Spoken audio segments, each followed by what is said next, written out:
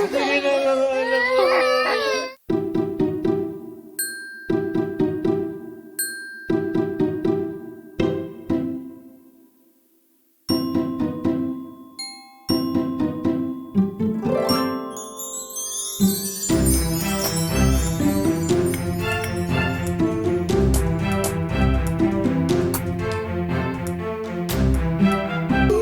Anak, magpapadala ako ng pera.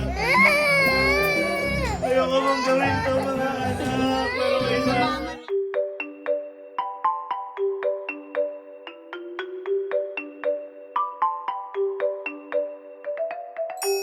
Mamamalengke lang yan.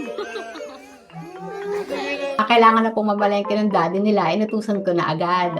Tapos, napansin ng mga bata na, aalis yung daddy nila. So, dali-dali yung mga bata, humahabol sa daddy nila. So, iyak sila ng iyak.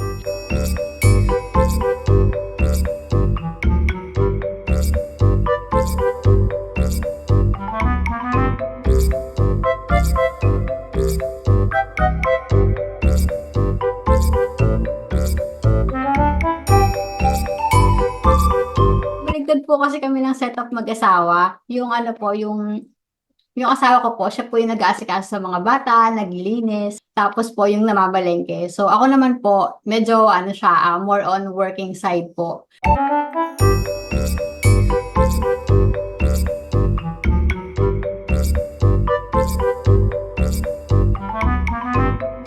Kahit mag-CR lang, kasama po yung mga yan.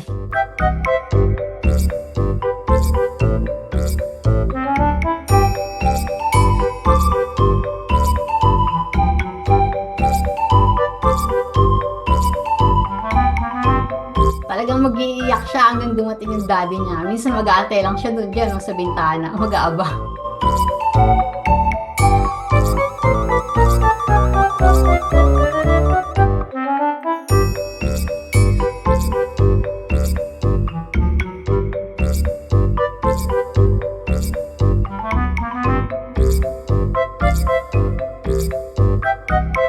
Pag matutulog na kami lahat naman yan, yung tatlo nakasiksik sa akin.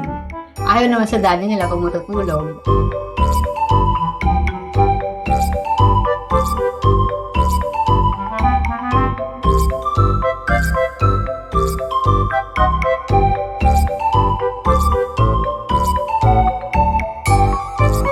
Pangarap ko talaga sa kanila is makapagtapos sila lahat ng pag-aaral nila, ganyan.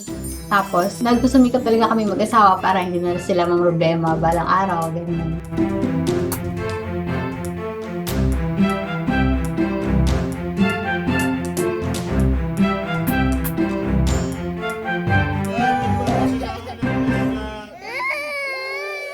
Ayoko mong gawin to.